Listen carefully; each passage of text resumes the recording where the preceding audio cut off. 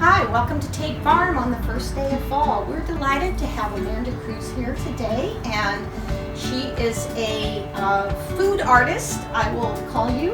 We were inspired when we came across your Instagram and some of the incredibly beautiful things you were doing with local fresh foods, including some of our products. And so you're our first invited guest to our video series, and this is fun because we love boards, and obviously you have taken them to a whole new level and actually create them as part of your business. So I'm going to let you maybe talk a little bit about your inspiration and what brought you to this, and sort of the creative process of creating a beautiful, delicious, and compelling board. Okay, sure. Well, my background is in education. I was a kindergarten teacher for 6 years. While I was teaching, I accidentally started a personal chef business. I never thought I would leave teaching, but the hobby started growing into a business. So the last 9 years I've been serving customers in their homes, and now out of a commercial kitchen with doorstep delivery. Do they want things for date nights, little individual things for socially distant gatherings? Do they want something they can pick up at a venue and have a picnic with? So we're really anxious to hear more from our customers and more from our community about what you want to see and what's helpful and exciting to you. In the midst of it, we've been able to partner with amazing businesses. JL Farm and Cidery and Happy Valley Winery offered to host us there for our weekly pickups, and that has been wonderful. Our customers are able to get some fabulous locally made craft beverages to pair with their boxes, which they were asking for, so that partnership really came out of what we were hearing from our customers. And then we've also been partnering with Bonfados and Belfon for our beautiful charcuterie meats, and a number of other products we get from them. Tate Farm jams and chutneys have been highlighted on our boards. Almost every board or box we do has one of them in there. They just have so many seasonal offerings, so that has been great for us. And then other local farms like Bee Tree Berry Farm for berries this summer, and tomatoes at the end of the summer, Wade Fruit Farm for peaches. So we really are trying to connect with our community producers and growers to really highlight that, because I think our community really appreciates it. It's exciting. So tell us what you got going on here now. All right, so today we have a variety of things, many of which you can find right here at Tate Farm in the shop. So you may not know, they actually have cheeses and salami available, or sopressata I should say, available, as well as you may know they have produce and wonderful jams and chutneys and honey spreads. So most of our board is made up of those anchor pieces. So we've got a big beautiful board, which is also, these boards themselves are available in the shop, made by local artisans in Pennsylvania. So we have this cheese over here is the bruschetta cheese from Clover Creek Cheese Cellar. And we have a smoked Galen, which is over on our small board here. And then we have a Mountain Meadow mild cheddar. So whenever I'm making a board, I usually place my larger items first. So I think about the cheeses, different types of soft, semi-soft, hard, maybe something spicy that has some flavor, something more mild. And of course, it's going to depend on your taste and the taste of those that you're sharing it with, what you choose for your boards. So I usually start from there, and then I also am going to add in some of these meats that we already sliced over here.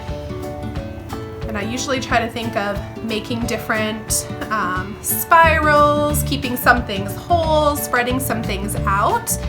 So different shapes, different sizes, different colors, I think make for a really exciting and fun board. We also have apples that are coming into season, so these are here in the shop.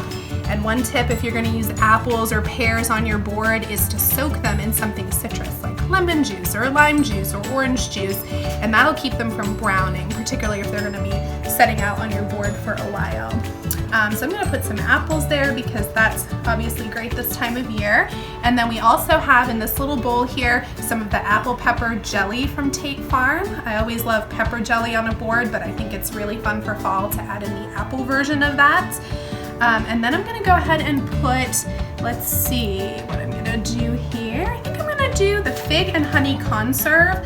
I always love the fall flavors that are richer and kind of have a little spice to them. And so I think a fig jam is always a great way to go for fall. And jams and chutneys pair really well with brie. So I'm going to put that that there on my brie. Let's keep this guy over here. And then I also like to add a little visual appeal, so I feel like jams and jellies really help elevate a board. It's my #1 way to do that, but I also think garnish is a great way to do that. So one of my favorites is rosemary. So I'm gonna do just a little rosemary sprig there. A little piece got away from me.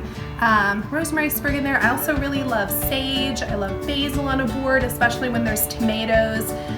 Thyme is also great on a board. So really whatever you have can work and just add some visual appeal. We use mint a lot in the summertime as well. So I'm gonna add that on there, and then I'm gonna fill in with a few other savory items. So olives are great for that. Sometimes little mini pickles are good, or spicy peppers work really well. I know they sell some peppers in the shop here.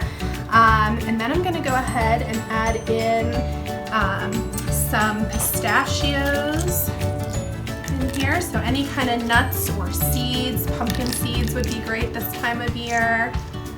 Those there. And then these pistachios are going right next to these everything crackers that they have in the shop that are Pennsylvania made. And then I'm also gonna put on this board, I think it's always good to have a few healthy items too. So, and something just to give it a fresher, lighter feel. So I'm gonna add some of these farm-grown carrots that they have here, and you can cut them in half or in quarters or even leave them whole. These are really fun. I think they look really pretty just in putting them on there in a rustic way. So I'm gonna put those on the board there, and then bring in some fruits and dried fruits too. So we've already got our blackberries, and I think I'll go ahead and put maybe a little orange slice over here to kind of play off my pumpkin colors and the carrot colors with this fall board. And then I'm gonna fill in with a few of these berries.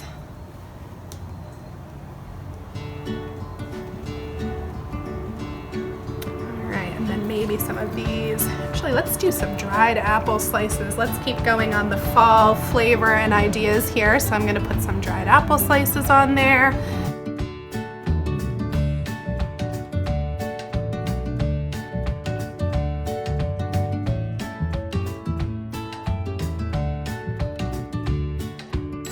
And if your board is staying stationary in one place, it's okay to really make it full and even have some grapes cascading over the side.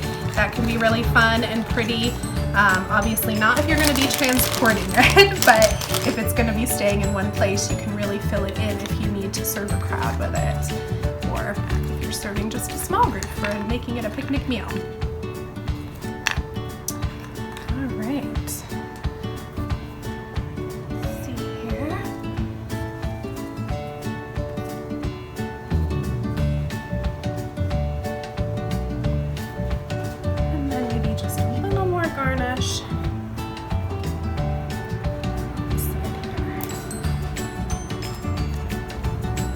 All right. And so we're going to move on to this smaller board because we showed you a really big spread here, but you can also do the same thing just as a little picnic for one. You could do it as a little date night appetizer for two. And this is another board that's available in the shop and comes with this really cute knife here that's great for serving cheese or spreads. It would be a great gift with some of the spreads and jams that are here to kind of inspire someone's cheese board making. So on this board we do have the smoked cheese that I mentioned before, and I'm going to put a little bit of prosciutto on here. Prosciutto is really fun because you can kind of just drape it. You can wrap it into rolls or rosettes, but I really love to drape it. And of course I'm going to do some of these apples again because how can we not when it's the first day of fall, right? So, and then on this one I think I'm going to do some of these smoked almonds.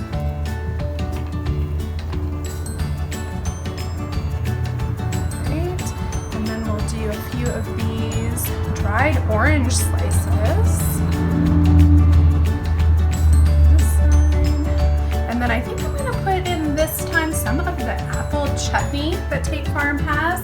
This is great for cooking. It's great for topping baked items with or baking with. And then it's also great just on its own to serve with crackers. I think it's always, even for savory and spicy lovers, it's great to add a sweet element because it helps to kind of balance out your salty meats and nuts and cheeses. So even if you're not a sweet lover, I think it's worth trying the combination. And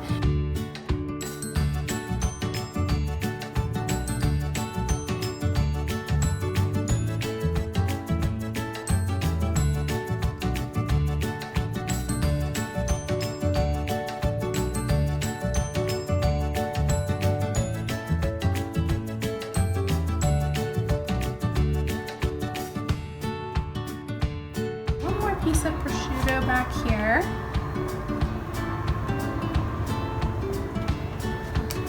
And then some garnish, of course. This guy, I like to do a little piece across there. And a little color in here. Maybe a little guy on top of our chutney to kind of draw the eye there.